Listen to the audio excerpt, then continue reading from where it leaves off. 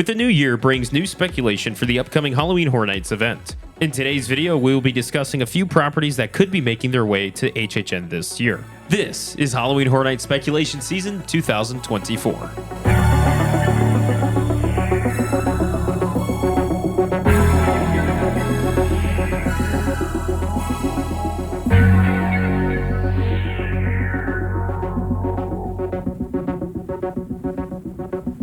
What's up, everyone, and welcome back to the channel that takes you through the fog with our first HHN speculation video for the 2024 season. In this video, we'll be going over speculation for houses and IPs for this year's event. However, in upcoming videos, we will be going more into detail about different areas of speculation, such as logistics and layout of the event, the permit code names for the houses, and more. There have been many rumors and speculations flying around since last year's event ended, but for today we're going to be just covering 5 of those that we think have a real chance at making an appearance this year. So with that being said, let's get into the first property that we have for today's video, which is Five Nights at Freddy's. Now, Five Nights at Freddy's was produced by Blumhouse, which we do know that Blumhouse has a very strong relationship with Halloween Horror Nights. It's been featured at Halloween Horror Nights for the past few years, so we know that it has a strong chance of course, going back to the event.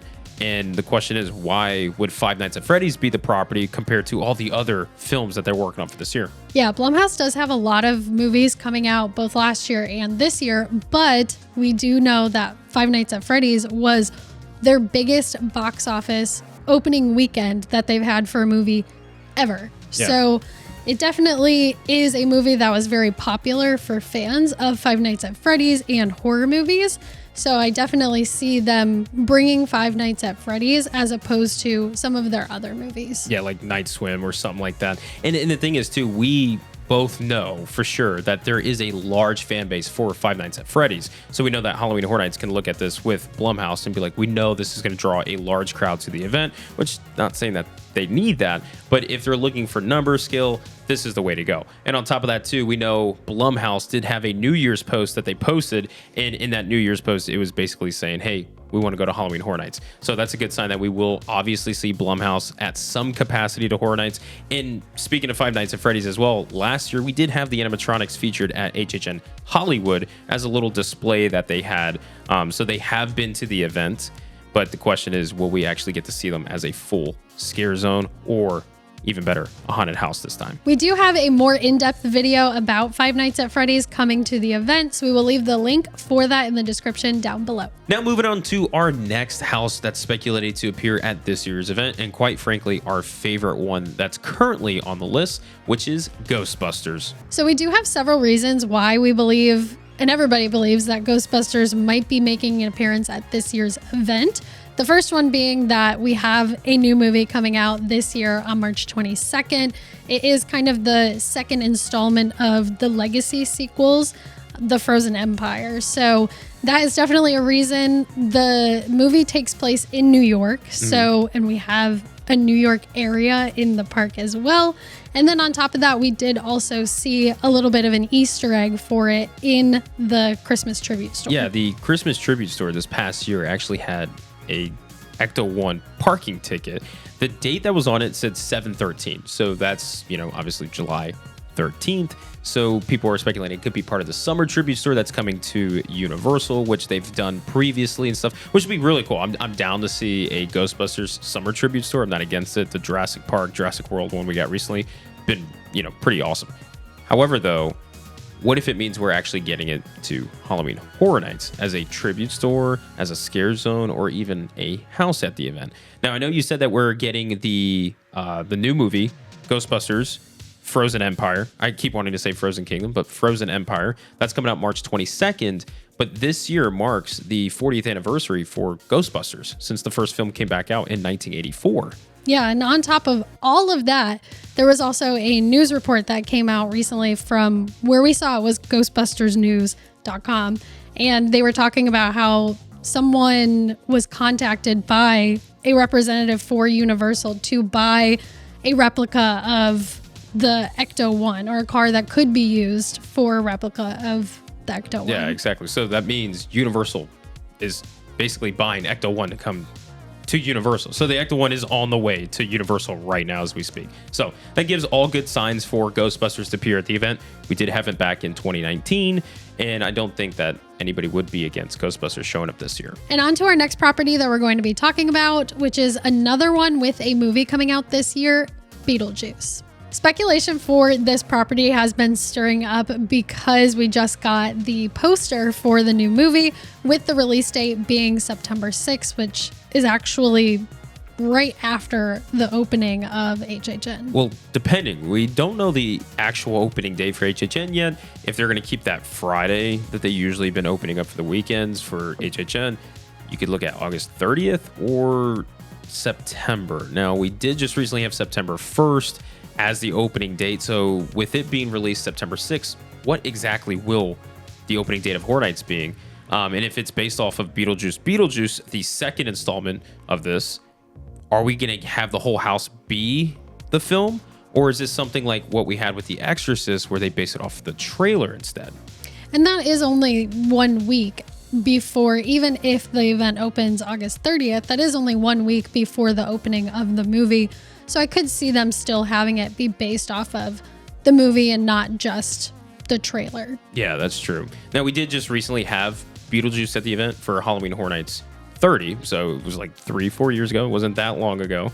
So I don't really see this actually happening this year. I could see this saved for future years because it's Beetlejuice. People would always love Beetlejuice no matter when it comes to the event. It doesn't have to be significant to the year that it's released for this new film. But if they wanted to promote the actual film, this would be a good time to do it. However, Warner Brothers owns Beetlejuice, while Universal does have Beetlejuice in the parks and has featured him everywhere. Warner Brothers technically owns Beetlejuice, so I don't know that Universal would necessarily care to promote the movie as much as it would with, say, Exorcist. And headed to the fourth property that we have speculated for the 2024 season, which is Nightmare on Elm Street. Now, Nightmare on Elm Street is actually one of the weaker options that we have out of the 5, in our opinion. The only reason that we actually brought this up is because it's celebrating a 40th anniversary this year, just like Ghostbusters. Now, I will say, like, a lot of the fans have been bringing up, we want to see Freddy. We want to see Freddy. It's been a while. Actually, he's been since, what, 2015, I think was the last year we had him, right? Yes, and we've had other slashers since then. We've had Michael, we've had Leatherface. So if we were to get a classic slasher, it would be time for either Freddy or Jason. But we know that Crystal Lake is in production, or at least they're working on getting it in production.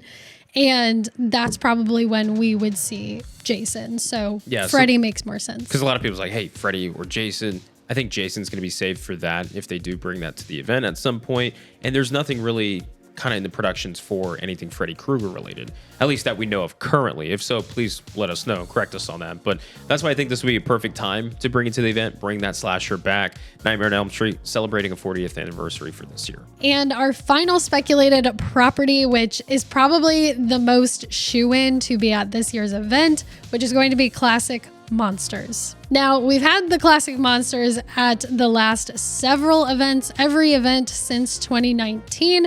So we're pretty sure that we're going to get another Universal Classic Monsters house.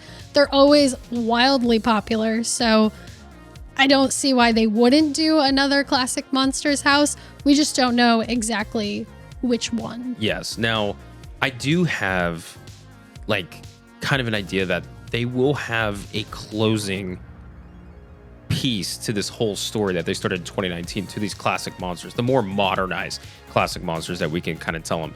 I just don't think that's this year.